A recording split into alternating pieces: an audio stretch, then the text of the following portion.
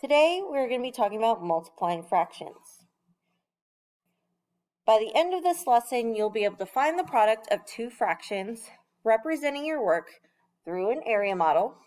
You'll know you'll have it when your product by multiplying matches the area model that you've drawn representing the numerical expression. Vocabulary that you'll need for this topic is one, knowing what the numerator is. It is the top number in a fraction.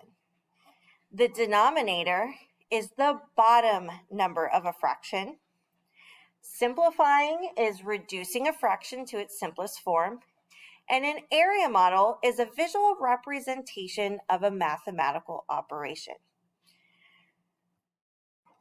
There are two ways to represent the product of multiplying fractions.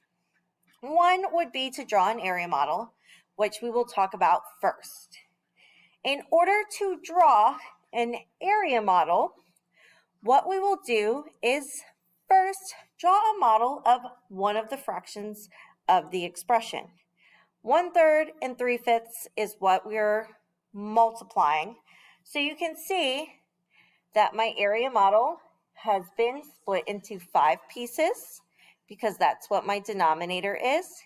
And I have shaded in 3 of them.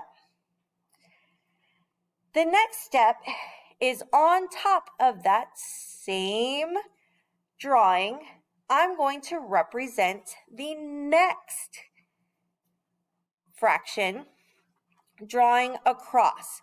So I will separate my area into 3 pieces according to the denominator and shade in 1 piece.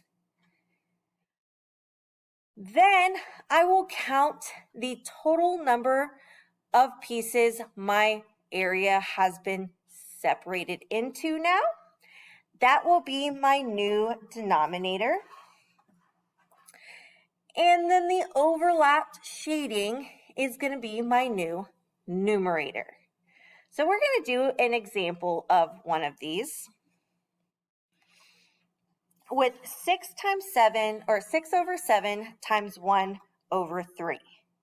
So like I said, the first thing we're going to look at is the denominator in our first fraction.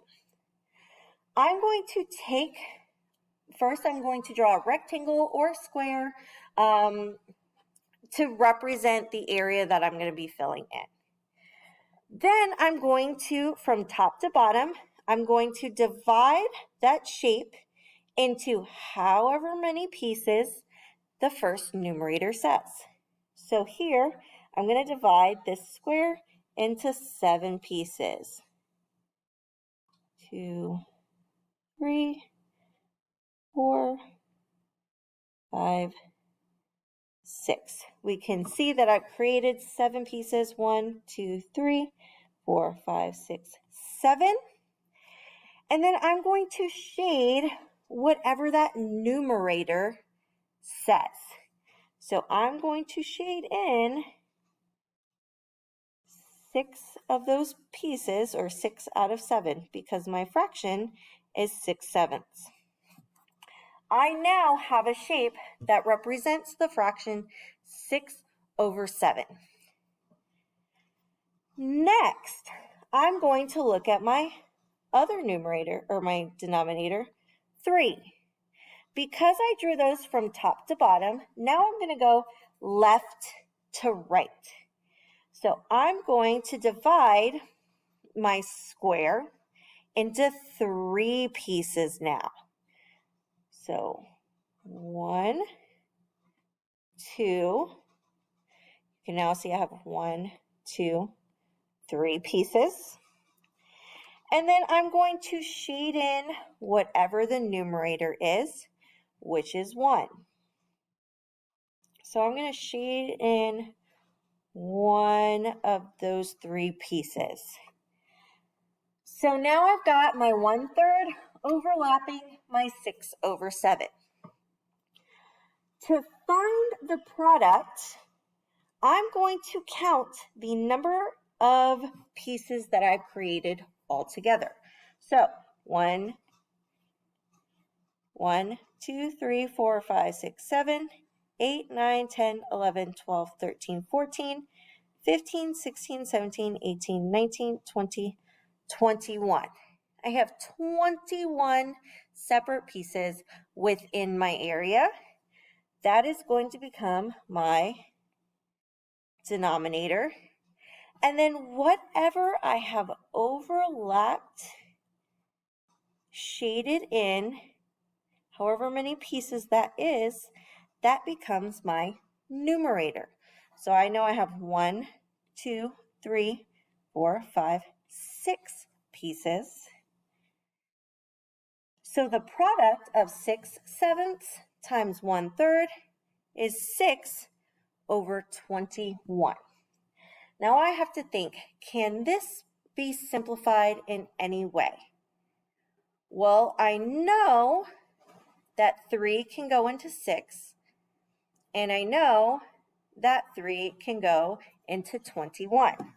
So I'm going to go ahead and I'm going to divide those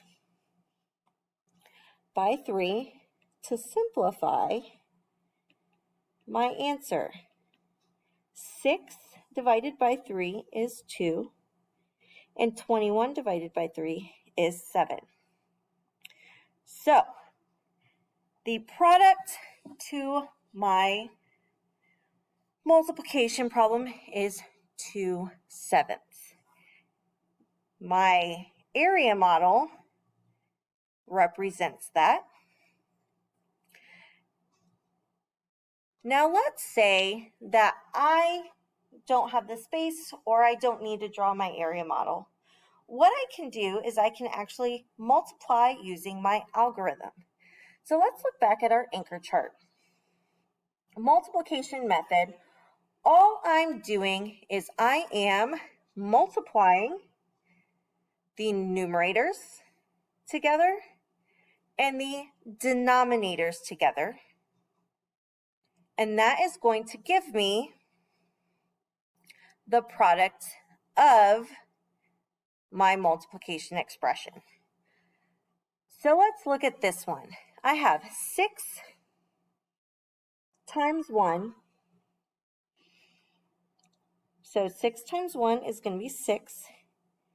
And 7 times 3. I'm going to multiply across. 7 times 3 is 21. If you notice, that is what we got when we drew our area model. I can simplify this the same way. Divide that by 3. Divide this by 3. And I know 6 divided by 3 is 2. 21 divided by 3 is 7. So my product is 7. I can multiply across for an easier way, but if I need a visual representation, an area model is a great way to show how I got my answer. If I need to double check anything, I can do one and the other just to ensure that I got the correct answer.